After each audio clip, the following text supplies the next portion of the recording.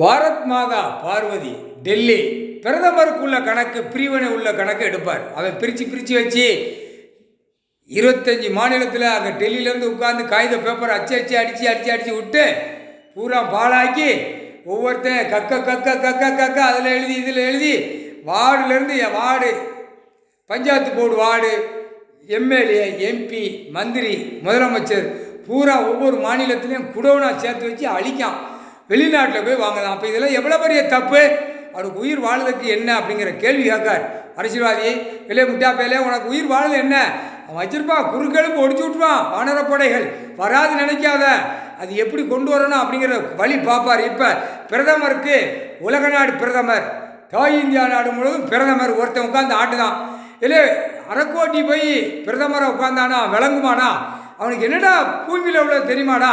பூமியில் ஆடு மாடு கோழி பறவைகளுக்கு சாப்பாடு உணவு கடவுள் கொடுத்துருக்காரு, நமக்கு மாநில பேருக்கும் கொடுத்துருக்காரு. இதை போய் அழித்து நம்ம 2ஆம் நம்பரை விட்டு பேப்பரை விட்டு அழிக்குமே, அவனுக்கு என்னடா அப்படி அந்த அறிவு இருக்குமா?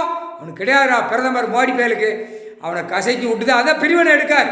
நீதிமன்ற கோர்ட்டு டெல்லி டு தமிழ்நாடு கூடிய சீக்கிரமாக பூட்டுப்பட்டு போவோம்.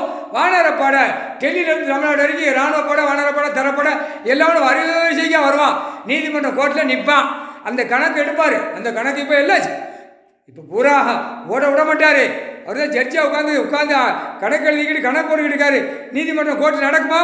நடக்காது. சண்டையும் கூத்தலுமா நடக்கும், அது நடக்கும். டெல்லியில் தமிழ்நாடு வரைக்கும் இப்படி தான் நடக்கக்கூடாது. நடத்த விட்டு வேடிக்கை பார்த்து கந்தல் கோலமாக ஆக்கி கடைசி அச்சாத்தில் எங்கே வரணும்? கடவுள்கிட்ட தான் கேட்கணும். அதுதான் முறைப்படி வர்றது. அதுக்கு தான் பிடிக்காது.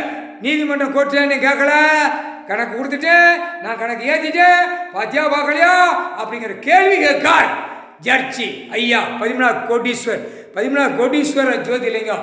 13வது கோடீஸ்வரர் நீதிமன்ற கோர்ட்டு கைலாசத்தில் கணக்கு போட்டாச்சு. கோர்ட்ஸு இதுதான் நீதிமான் கணக்கு போடுறார். கோர்ட்ஸில் உட்காந்து நடத்தி கொண்டே இருக்கார். சும்மா என்னமோ கடவுள் நடத்திக்கிட்டு இருக்கார் நினச்சி இருக்கக்கூடாது. இப்போ பூமியில் இறங்கிட்டார், தப்புக்கு தண்டனை கொடுக்கணும். பூமியை அழிச்சிக்கிட்டு இருக்கான். இன்னும் வேடிக்கை பார்த்துக்கிட்டே இருந்தா சிக்கல் மேலே சிக்கல் ஆகி சிக்கலை விட்டு ஆட்டி எடுத்துக்கிறார். சத்தியம்.